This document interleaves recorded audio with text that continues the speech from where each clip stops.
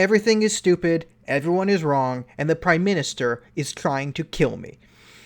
Now, Saturdays are usually my fun time. Usually I make fun videos on Saturdays. And this week we're going to rant about how it drives me absolutely insane that the Green Bay Packers still do not have a slot wide receiver. But I can't even bring myself to rant about that because one of the things I hate most in this world, is, this is really big in Canada, I see it in other parts of the world too, it's a growing phenomenon, is when we import America's cultural problems onto ourselves just because. And it bugs me for so many reasons. One, because we don't know our own history, so we take all the bad, because it's the left that does this. They take all the bad in American history, ignore all the good, all the bad in American history, and import it into Canada, and then that's our history. And it drives me up a goddamn wall, and I'm gonna have an aneurysm if I see the Prime Minister, Captain Blackface, who 3 times did blackface. One time sung the Deo song, Deo,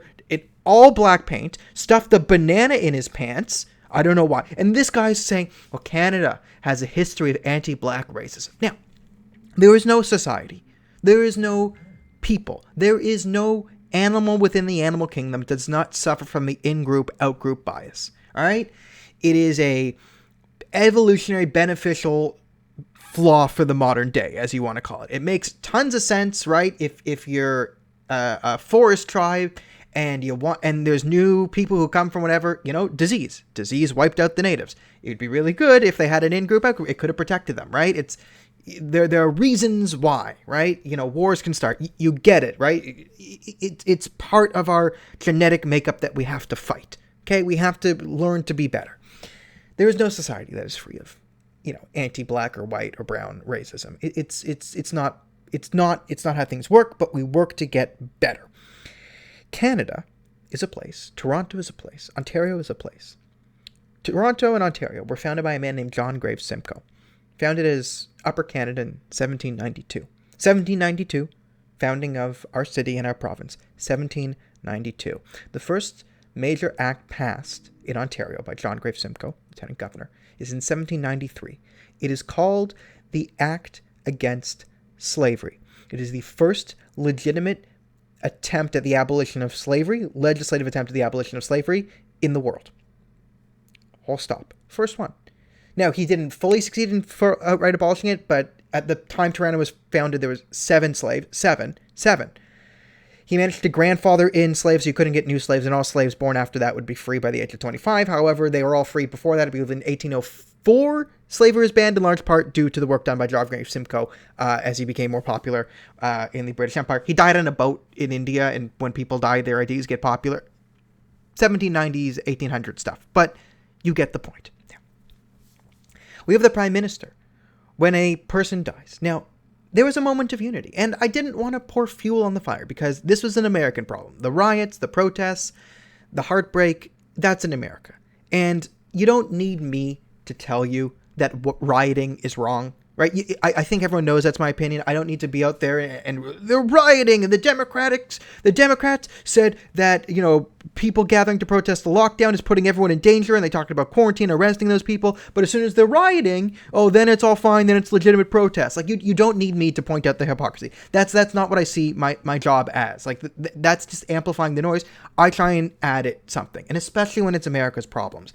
I wanted to make a video saying, hey, here's an idea on a sort of legal change that would make it so we're more likely to actually have bad officers who commit heinous acts criminally convicted to deter future actions, and the goal is to decrease police violence. Let's try and tamp down it, right? I want to post good pictures of protesters protecting cops, really throw water on the flames there, not add to it, because it's their country, it's their hurt. I don't want to do that. But now the Prime Minister, the Immigration Minister, Ahmed Hussein, they're importing these problems, and out of nowhere they say, well, America has a history of racism and we have a history of racism. Why are you saying this? This is not your job. Your job is to take political points and call people in the United States racist. It's not to call Canadians racist. Right now we have protests in Toronto. Like, do you not see that Philadelphia is burning because of what happened in Minneapolis? Now, like, I can get the pent-up frustration, and a lot of this is probably not even to do with police brutality so much as this. We've all been pent up in quarantine for months, and people are going stir crazy. And then when you rip the can off, and people finally go, they're a bit crazy when they get out there. Okay, there's a lot of factors that can go into why the riots are happening.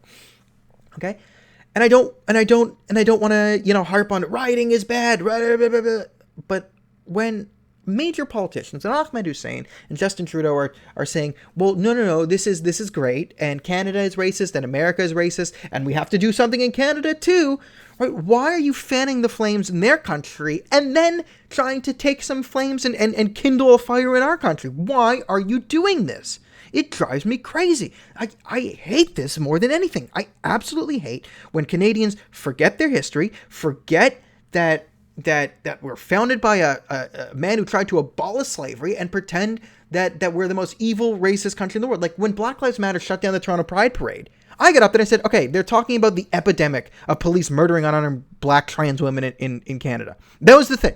Black trans women are being slaughtered wholesale in Canada by the cops, and I said, okay, the police deaths the previous year by this are 22 Canada-wide. Now, half of them died in confrontations with the police officers. Some of them are clearly white-sounding names, as they're like, there's not a lot of black trans women named like Alex out in Newfoundland. Okay, like so they broke it down and I said, okay, there are 3 people potentially who could be either minorities, just like minorities who were killed by police, and we don't even know if they were shoot. So, and yeah, all deaths are tragedies, but to pretend that 22 dead from cops in a year, and half of those in active shootouts with the police, right? They're firing and getting fired back upon. To pretend this is some sort of epidemic was insane. And now this is what we're still doing. And can we not show a bit of an attempt at unity? Like, I get that's so passé. All right, since 2008, like, unifying politics has just gone out the window, right? I'm not going to pretend Trump is a great unifying presence, right? I'm not going to pretend that he's the one to initially divide America. That was Obama. Clearly was a pretty divisive character. He united the international left, but internally there's divide. Do you think Trump helped that divide? No, he took a sledgehammer to it. And Trudeau is the same. Is the most divisive, narcissistic jackass that could possibly have the office. And I'm going to have an aneurysm. I'm going to explode. I'm going to die if I keep seeing Canadian politicians ignore our history, right? Canadian history is done. Ignore the reality of the Canadian situation and just try and import the worst parts of never talk about the greatness of America. We never, America put the man on the moon. It doesn't matter. Take out all the good parts of America. Just focus solely on every bad thing that's happened in the last 250 years in America and pretend that's all Canadian history too. And it drives me up the wall. And I hate it so much that I'm just like, my head's going to explode. My head is going to explode. If I have to see one more tweet from Captain Blackface about how the rest of us are racist and fan the flames, trying to instigate riots in our country, after telling everyone that going outside is the most evil thing you can do, I'm gonna die. I'm gonna die of an aneurysm. So, guys, thank you so much for listening. I'll probably, die of an aneurysm within the next few days. You're all invited to the funeral. Feel free to come. Screw social distancing protocols, because there'll be riots. My funeral will be done in the middle of a riot. Wherever the closest riot is, that bury me in the street there. That is my last wish. That you're all invited. Please come. Because welcome to 2020. Welcome to 20 effing 20.